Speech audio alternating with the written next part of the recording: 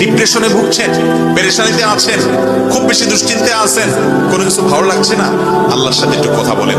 আল্লাহ, আপনি আমার সৃষ্টিকর্তা, আপনি আমার মালিক, আপনার কাছে আমার ফিরে যেতে হবে। আপনার কত অবাধ্য হয়েছি, কত নাফরমানি করেছি, কত সীমা লঙ্ঘন করেছি, কত নির্দেশ অমান্য করেছি, কত নিষেধ লঙ্ঘন করেছি। আল্লাহ, এগুলোর জন্য পাকড়াও করলে আমার কোনো উপায় থাকবে না। মালিক, এখনো নাকের ডগা নিঃশ্বাস আছে, এখনো ক্ষমা চাওয়ার সুযোগ আছে। আপনি ক্ষমা চাইলে ক্ষমা করে দেন। আমি তওবা করছি, আর কখনো নির্লজ্জ কাজ করব না, আপনার নাফরমানি করব না। আপনি আমার অমুক পাপটা মাফ করে দেন, তমুক পাপটা মাফ করে দেন, আমাকে পাপ থেকে বাঁচায় রাখেন। আল্লাহ, আপনি আমাকে হেফাজত করেন। আপনি হেফাজত না করলে আমি নিজে নিজে বাঁচতে পারবো না। মালিক, আপনি রহম করেন। আল্লাহর সাথে একটু কথা বলেন। আল্লাহর কসম, সালহাতুস সঙ্গে বুদি দিল খারাস, আজমুদে এক জামানা খাকে বাস। পাথর হয়ে বহুদিন ছিলেন ভাই, একটু আল্লাহর সাথে কথা বলেন, চোখের পানি ফেলেন, দোয়া করেন, বিশেষ করে ভোর রাতের দোয়া, ভোর রাতের দোয়া।